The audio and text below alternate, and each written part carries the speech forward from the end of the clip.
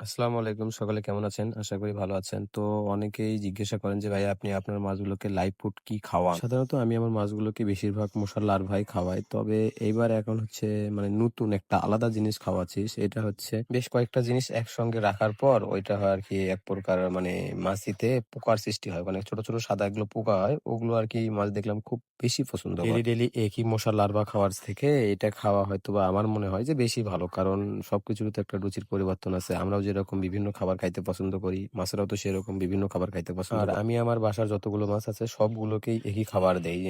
আপনার প্যারটকে যেটা খাবার দেই, গোল্ডফিশকেও সেইটাই দেই, কই কার্পকেও সেইটাই দেই, কমেট, প্যারট যা আছে সবাইকে একই খাবারই দেই। মাশাআল্লাহ এসব খাবার দেওয়ার পরেও আমার মাছগুলো সুস্থ সবল থাকে। সবগুলো মাছই প্রায় অ্যাক্টিভ থাকে। মাঝে মধ্যে এখন অসুস্থ হয়ে যায়। এখন অসুস্থ হইলে তো আর কিছু করার থাকে না। আরেকটা জিনিস সেটা হচ্ছে আমি লক্ষ্য করছি যে, যেই সপ্তাহে মাছকে লাইভ ফুড বেশি খাওয়ানো হয়, মনে করেন আপনার মশার লার্ভা খাওয়ান, তারপর বিভিন্ন যে লাইভ ফুড যেগুলা আছে ওগুলা যেগুলা খাওয়া হয় যে সপ্তাহে, সেই সপ্তাহে মাছ একদম অ্যাক্টিভ বেশি থাকে। কালারফুল একদম উজ্জ্বল, উজ্জ্বল টাইপের কালার হয়ে যায়। মাছ দেখতে আকর্ষণীয় লাগে। এমনিই কিছু দোকানে পাওয়া যায় হাই কোয়ালিটির খাবার। আর সাধারণত আমাদের হচ্ছে এগুলা লোকাল এরিয়ায়। এখানে ওই পরিমাণ খাবার পাওয়া যায় না। খুব জোর আপনার মাছের জন্য যেগুলা আপনার কোয়ালিটি অপটিমাম এগুলা হয়। আমি বাসায় কিছু খাবার তৈরি করছি। বিভিন্ন প্রকার আপনার হচ্ছে শুটকি মাছ, তারপর বিভিন্ন প্রকার ফিড এইসব আরকি নানান জাতীয় জিনিস দিয়ে আমি কিছু খাবার তৈরি করছি। মাশাআল্লাহ ওগুলা খাইলে অনেক সুন্দর কালার গ্রোথ থাকে। আরেকটা জিনিস সেটা হচ্ছে আপনি খাবার যেমন দেন কিন্তু পর্যাপ্ত পরিমাণ লাইট বা আলো পড়তে হবে। কারণ আমি দেখছি যেসব হাউজে লাইট থাকে না সেইসব হাউজে আপনার মনে করেন মাছের কালার গুলো কেমন জানি শ্যাতাশা হয়ে যায়। মানে এক কথায় আপনার হচ্ছে কালার গুলো উজ্জ্বল হয় না। আপনার লাইট থাকলে প্ল্যান্টও ভালো থাকে, গাছও ভালো থাকে। আর আমার হাতে যে ২ টা শাপলার গাছ দেখছেন, এই ২ টা হচ্ছে